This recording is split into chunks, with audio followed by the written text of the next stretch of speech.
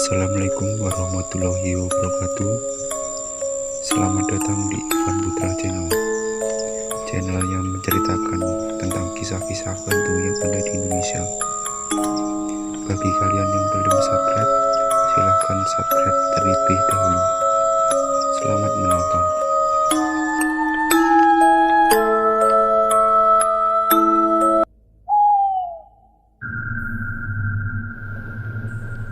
Setelah menyelesaikan ujian semester genap, waktu libur panjang pun akan segera tiba. Aku dan temanku Hengki berdiskusi untuk merencanakan kemana kami akan pergi berlibur. Setelah berbincang panjang lebar, akhirnya kami setuju untuk berlibur ke rumah nenekku yang berada di sebuah desa terpencil di salah satu kabupaten yang ada di Jawa Timur. Di sana terdapat air terjun yang sangat indah dan hampir tidak terjamah oleh manusia karena berada di tengah hutan lereng pegunungan. Kami pun berniat untuk berkemah di sana. Setelah datang hari yang ditentukan, kami berangkat dari kota Surabaya ke kota nenek yang kira-kira 4 jam perjalanan. Setelah sampai, perjalanan kami pun masih dilanjutkan lagi dengan menggunakan ojek dengan waktu tempuh kurang lebih 15 menit. Dan akhirnya kami pun sampai di sebuah desa yang terletak di lereng pegunungan. Rumah nenek berada di area paling ujung dari desa tersebut. Kedatangan kami disambut baik oleh nenek. Nenek mempersilahkan kami untuk masuk dan memberitahu kamar yang akan kami tempati untuk beristirahat. Setelah beristirahat, kami pun bergegas mandi. Setelah selesai mandi, nenek mengajak kami untuk makan malam.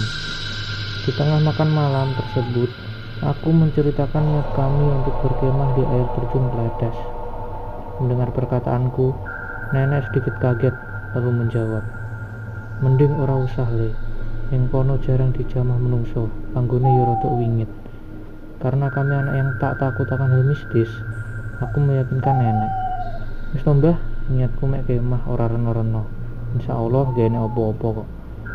Dengan sedikit ragu, nenek pun menjawab, "Ya wis, tapi pesene Mbah sing ngati-ngati, ojo sembrono nang kono yo le." Akhirnya besok sorenya aku dan Hengki berangkat ke tempat tersebut dengan berjalan kaki mengikuti arahan nenek.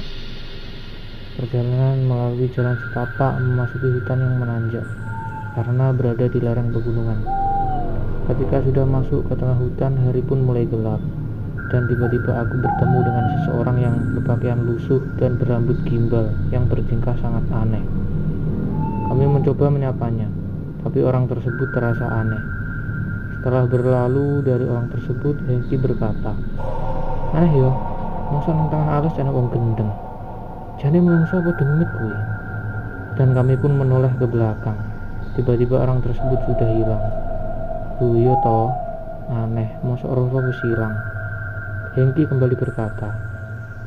Akhirnya kami membuat pikiran negatif tentang orang tersebut dan melanjutkan perjalanan lagi. Samar-samar gemericik suara air terjun mulai terdengar. Kabut pun mulai turun dan kembali kami bertemu dengan seorang pengembala domba yang berpakaian kuno serta lusuh dan muka yang terlihat pucat. Kami coba bertanya arah jalan ke air terjun. Sang pengembala hanya menunjuk arah tanpa mengucap sepatah kata pun, dan kami hanya saling memandang dengan keanehan tersebut. Setelah mengikuti petunjuk dari sang pengembala, akhirnya kami sampai. Air terjun tersebut terlihat sangat indah dengan air yang jernih. Terlihat sinar bulan memantul dari air tersebut, dan segera kami mendirikan tenda, membuat api unggun serta memasak mie instan yang sudah kami persiapkan. Setelah semuanya selesai, karena sudah larut malam, kami pun segera tidur. Sebelum kami tidur, samar-samar terdengar alunan gamelan Jawa dan tercium wangi bunga kamboja. Ketika bulu kudukku merinding, akhirnya kami keluar tenda dan mencari sumber suara tersebut. Tapi suara dan bau tersebut tiba-tiba menghilang bersamaan dengan hembusan angin malam. Akhirnya kami kembali ke dalam tenda. Ketika itulah kami kembali mendengar suara riuh domba dari luar. Dan akhirnya kami mencoba mengeceknya kembali. Alangkah terkejutnya kami ketika mendapati di sekitar tenda terdapat puluhan domba yang sangat menyeramkan, dengan mata yang merah dan tubuh membusuk berbelatung. Dan di tengah kawanan domba tersebut terdapat seorang pengembala seram dengan mata merah dan muka yang hancur.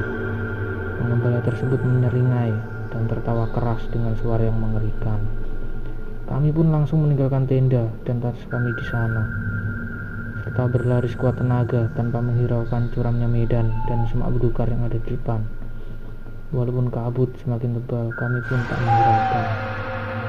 Akhirnya kami berhasil kembali ke rumah nenek. Nenek yang melihat kami ngos-ngosan dengan kaki berlumuran darah. Nenek dengan panik menyuruh aku masuk, dan nenek pun mengambilkan air. Setelah kami sedikit tenang, kami menceritakan kejadian yang kami alami di lokasi air terjun. Akhirnya nenek pun bercerita bahwa air terjun tersebut dulunya juga pernah dipakai warga desa untuk mengambil air. Tapi karena dulu pernah ada kejadian pengembala yang terseret air terjun yang sedang banjir, dan pada akhirnya pengembala itu pun meninggal bersama dengan domba-dombanya. Dan juga pernah ada orang gila yang tersesat di tengah hutan di dekat air terjun. Karena kelaparan, akhirnya orang gila tersebut meninggal, dan jasadnya pun ditemukan oleh seorang pencari kayu bakar di bawah daun jati dengan kondisi yang sudah membusuk. Semenjak kejadian itulah tempat itu menjadi angker dan tidak lagi dijamah oleh manusia. Setelah mendengarkan cerita, barulah kami tahu siapakah sosok yang kami temui ketika berangkat.